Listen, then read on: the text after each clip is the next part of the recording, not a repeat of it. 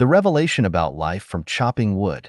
Xiefeng, September 3rd, 2024. While chopping wood, I observed an interesting phenomenon. Some logs split in half with just one strong, well-aimed strike. However, there are some logs, about 60 centimeters long and 20 to 30 centimeters in diameter, that no matter how much force or precision is applied, cannot be split with a single strike. Even after multiple attempts, they remain unbroken. To split these special logs, I had to insert an axe into the initial crack and then hammer the back of the axe.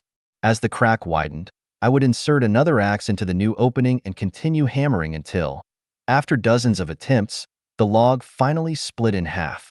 When comparing the split surfaces of normal logs and these special logs, normal logs have flat, even surfaces, while special logs have twisted, spiral surfaces. Why is this? Although I haven't conducted a detailed study, I speculate that these special logs experienced some kind of twisting pressure during their growth. To survive and grow, they didn't grow straight but in a spiral manner. Over time, the grain of these trees became twisted rather than straight.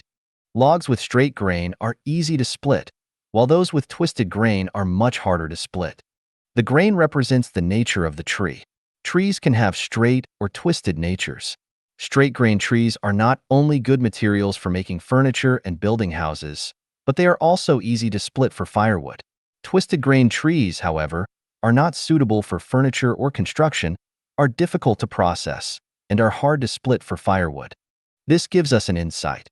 If something grows and develops in an environment without suffering or prolonged pressure, it easily becomes useful, and its nature remains pure, simple, and gentle. Conversely, if something endures more suffering and hardship during its growth, its nature becomes twisted. It is not easy to become useful, but its character becomes very resilient and strong. Further insight is that if a person has a gentle nature and easily gets along with others, their family environment is likely harmonious, with parents who rarely argue or use threats and violence. They receive more praise than criticism in school and experience smooth sailing at work. Conversely, if a person grows up in a disharmonious family, with parents often belittling each other, and experiences frequent criticism and suppression at school and work, their nature becomes twisted. They develop strong resilience, and external forces find it hard to break them. They also find it difficult to accept others' advice and persuasion.